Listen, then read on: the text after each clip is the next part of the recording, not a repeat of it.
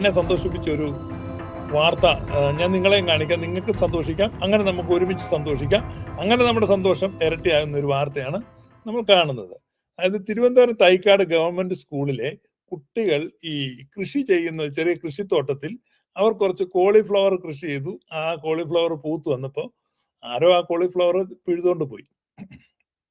കുട്ടികൾക്ക് സങ്കടം വന്നു. കേരള കൗമുദിയിൽ അത് വാർത്ത വന്നു. അപ്പൊ വാർത്ത വന്നു കഴിഞ്ഞപ്പം ഈ അന്യന്റെ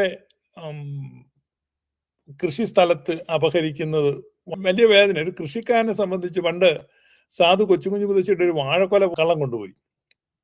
അപ്പൊ സാധുവിന് വലിയ സങ്കടമായി പോയി. അങ്ങനെ കൊല പോയതിനും പുള്ളി പാട്ടുണ്ടാക്കിയിട്ടുണ്ട്. അപ്പൊ സാധു കൊച്ചുകുഞ്ഞു മുതച്ചിയുടെ കൊല പറിച്ചുകൊണ്ട് പോയതിന്റെ പാട്ടും യാക്കോവക്കാരൻ പാടുന്നുണ്ട്. Liturgy, holy liturgy. അപ്പൊ വല്ലവന്റെ കൊല പോയതും മറ്റേ പോയതും ഒക്കെയാണ് പാട്ട്. ഇതൊക്കെയാണ് ക്രിസ്ത്യാനിറ്റിയുടെ ഗതികേട്. എന്നിട്ട് അതിനെ നവീകരണം ഒക്കെ പറയുന്നത്. നീ നടാത്ത മുന്തിരി നീ പറിച്ചു തിന്നും. നല്ല കാര്യമല്ലേ. അപ്പൊ നീ നട്ടിട്ടില്ലാത്തത് നീ പറിക്കും. ഈ നീ പണിയാത്ത വീട്ടിൽ നീ കയറി പാർക്കും. നല്ല ഒന്നാന്തരം ബ്ലെസ്സിങ് അല്ലേ. നീ കുഴിക്കാത്ത കിണറ്റിൽ നിന്ന് നീ കോരി കുടിക്കും. അതാണ് ഇപ്പൊ ഇന്ത്യൻ ഓർത്തഡോക്സുകാർ ചെയ്യുന്നത്. യാക്കോബായക്കാരുടെ പള്ളികൾ ഇന്ത്യൻ ഓർത്തഡോക്സുകാർ പണിതല്ല, അവർ ജീവിതത്തിൽ ആദ്യമായിട്ട് കാണുന്നത്. ചില പള്ളിക്കകത്തൊക്കെ കയറി ഇങ്ങനെ വാ വിളിച്ച് നിൽക്കുന്ന വീഡിയോ കാണാം. കാരണം അവർ ആദ്യം കാണുകയാണ് അവിടെ ഒക്കെ. അവരോ അവരുടെ പൂർവികരോ ആരും തന്നെ കയറിയിട്ടില്ലാത്ത, കണ്ടിട്ടില്ലാത്ത, പണിതിട്ടില്ലാത്ത പള്ളികൾ. ആ പള്ളിക്ക് വേണ്ടി കല്ല് ചുമന്നുകൊണ്ട് വന്നവരും മണ്ണ് ചുമന്നുകൊണ്ട് വന്നവരും അധ്വാനിച്ചവരും വേർപ്പൊഴുക്കിയവരും സംഭാവന ചെയ്തവരും കെട്ടുതാലി വരെ വിറ്റ് ആ പള്ളി പണിക്ക് വേണ്ടി സംഭാവന ചെയ്തവരും ഒക്കെ ആയ യാക്കോബായക്കാര് കണ്ണുനീരോടെ പടിയിറങ്ങി പോകുന്നു. ദൂരെ മാറി നിന്ന് ഹൃദയവേദനയോടെ കാണുമ്പോൾ ഇതുമായിട്ട് ഒരു ബന്ധവും ഇല്ലാത്ത ഈ പരിശുദ്ധ ബസേലിയോസ് മാർത്തോമ മാത്യൂസ് തൃതീയൻ ബാവാ തിരുമേനിയും, ഞാൻ അങ്ങനെ ഫുള്ള് പറയുന്നതിനാന്ന് വെച്ചാൽ ഈ തേടുമത്തായി എന്ന് വിളിക്കുന്നത് ശരിയല്ല എന്ന് ചില എൻ്റെ ഇന്ത്യൻ ഓർത്തഡോക്സ് ഫ്രണ്ട്സ് വാട്സാപ്പിൽ എനിക്ക് ഒരു അഭ്യർത്ഥന വെച്ചത് കൊണ്ടാണ് ഞാൻ തേടുമത്തായി എന്ന് പറയാത്തത്.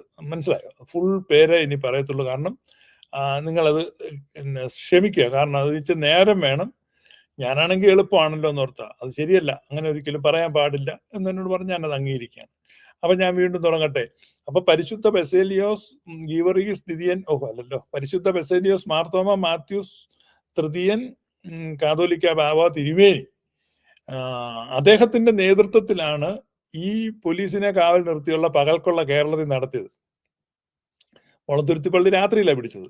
അപ്പം രാത്രി എന്നോ പകലെന്നോ വ്യത്യാസം ഇല്ലാതെ ഈ കൊള്ള നടത്തുന്ന ഏതാ? അന്യന്റെ വസ്തു, അന്യന്റെ അപ്പം അപഹരിക്കുക, അന്യന്റെ വസ്ത്രം അപഹരിക്കുക, അന്യന്റെ അധ്വാനം അപഹരിക്കുക, അന്യന്റെ കൃഷിഫലം അപഹരിക്കുക, അന്യന്റെ പച്ചക്കറി പറിച്ചെടുക്കുക, മൊത്തത്തിൽ അന്യന്റേതാണ്.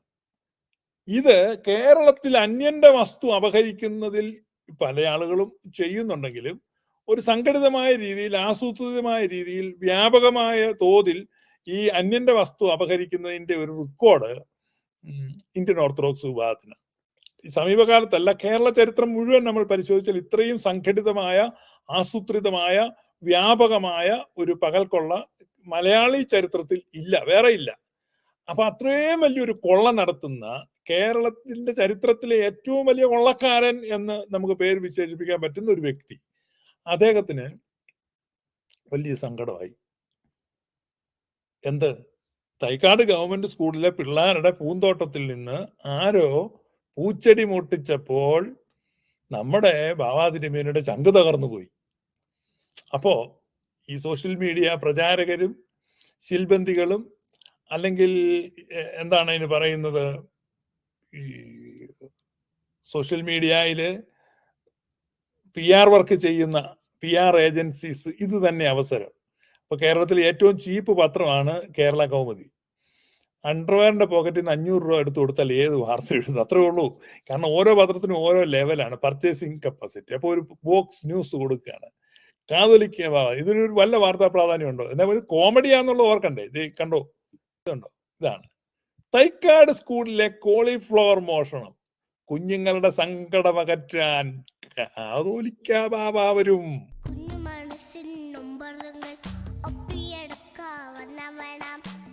ആര് വരും? കുഞ്ഞുങ്ങളുടെ സങ്കടം അകറ്റാൻ, കുഞ്ഞുങ്ങളുടെ കണ്ണിലുണ്ണിയായ സാന്താക്ലോസ് എന്നൊക്കെ കേട്ടിട്ടുണ്ട്. ഇപ്പൊ സാന്താക്ലോസ് എന്ന് പറഞ്ഞു കഴിഞ്ഞാൽ ഈ പുരാതന തുർക്കിയിലെ ഒരു സുറിയാനി മെത്രാനായിരുന്നു, സഭയുടെ ഒരു മെത്രാനായിരുന്നല്ലോ. അപ്പൊ അതുകൊണ്ട് ആ ഒരു രീതിയില് കുഞ്ഞുങ്ങൾക്ക് വേണ്ടി ഇതാ ബാവ, കുഞ്ഞുങ്ങളുടെ ചാച്ചാ നെഹ്റു എന്നൊക്കെ. ഈ മാർക്കറ്റിംഗ് എന്ന് പറഞ്ഞാൽ ഭയങ്കര കേട്ടോ.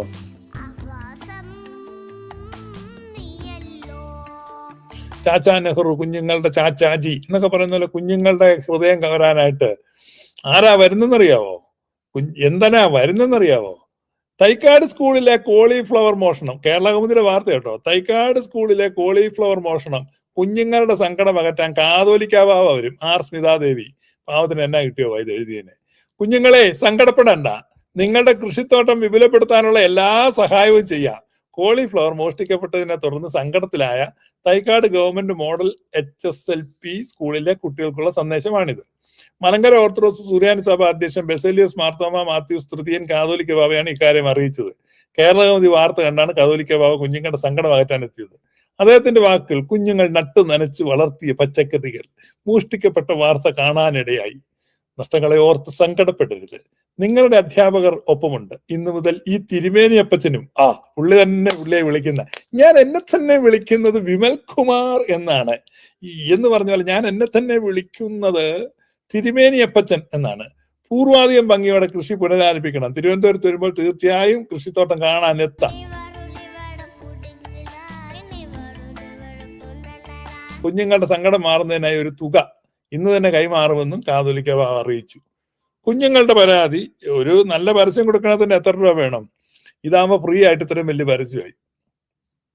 അപ്പൊ ഇത് ഞാൻ പറഞ്ഞ എന്നാന്ന് ചോദിച്ചു കഴിഞ്ഞാൽ, ഈ കുഞ്ഞുങ്ങൾ മനസ്സിലാക്കണം, തങ്ങളെ സഹായിക്കാൻ വരുന്ന ഈ അപ്പൂപ്പൻ എന്തോ വലിയ കള്ളനാണ്, വലിയ കൊള്ളക്കാരനാണ്, സഹായിക്കാൻ വേണ്ടി വരുന്നത്. മക്കളെ പേടിക്കണ്ടടാ പിശാചാന്ന് പറഞ്ഞ പോലെ. ഒരു കൊച്ചു രാത്രി ഏതാണ്ട് രൂപം കണ്ടു പേടിച്ചു. അപ്പൊ കരഞ്ഞപ്പോൾ ആ രൂപത്തിന്റെ അവിടെ നിന്ന് ഒരു ശബ്ദം, ഇവിടെ പേടിക്കണ്ട പിശാച എന്ന് പറഞ്ഞ പോലെ ഈ കൊച്ചുപിള്ളേരുടെ ഈ പച്ചക്കറി മോഷണം. എന്റെ പൊന്ന് തിരുമേനിയപ്പച്ച, എന്റെ തിരുമേനിയപ്പച്ചാണ്ട ചോരക്കുഴി പള്ളിക്കാരുടെ പള്ളി ആരോ കള്ളന്മാര് കൊണ്ടുപോയി. ആ പാവത്തുങ്ങൾ അവിടെ കരഞ്ഞുകൊണ്ട് നിൽക്കുകയാണ്. പ്രാർത്ഥിക്കാൻ സ്ഥലമില്ല, ആരാധിക്കാൻ സ്ഥലമില്ല, കുർബാന അർപ്പിക്കാൻ, കൂതാശകൾ കൈക്കൊള്ളാൻ അവർ ചെറിയൊരു കൂര പണിയാൻ ശ്രമിക്കുന്നുണ്ട്. തിരുമേനിയപ്പച്ചൻ ചെന്ന് അവരുടെ കണ്ണുനീരൊന്ന് ഒപ്പു. തിരുമേനിയപ്പച്ച അവരെയും കൂടെ ഒന്ന് സഹായിച്ചേ. എന്താ തിരുമേനിയപ്പച്ചൻ കൊച്ചു പിള്ളേരോട് മാത്രം ഒരു മമത? അമ്പോടാ കൊച്ചു കള്ളൻ, നീ എന്താ ഈ പിള്ളേരെ മാത്രമേ കാണുന്നുള്ളൂ? മുതിർന്ന അവിടെ പിള്ളേരുണ്ടെന്നേ, അവരെല്ലാം കരയും. അവരുടെ പള്ളി പോയിന്റ് ചങ്ക് പറഞ്ഞ് കരയുന്ന കണ്ടില്ലേ? 62 പള്ളിക്കാരുടെ കരച്ചിൽ ഇങ്ങനെ അന്തരീക്ഷത്തിൽ അലയടിച്ച് നിൽക്കുമ്പോൾ ഈ 62 എണ്ണവും കേൾക്കാതെ ഇത്രമാത്രം കൃത്യമായിട്ട് ഈ പിള്ളേരുടെ മാത്രം കരച്ചിൽ കേൾക്കുന്നേ, അതെന്താണ്? സെലക്റ്റീവ് ഹിയറിംഗിന്റെ എക്യുപ്മെന്റ് വല്ലതും ചെവി വെച്ചിട്ടുണ്ടോ ബാവാതിരുമേനി?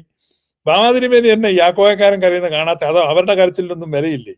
ഈ പിള്ളേര് കരഞ്ഞാലേ കോളിഫ്ലവർ കൊടുക്കുന്നത്.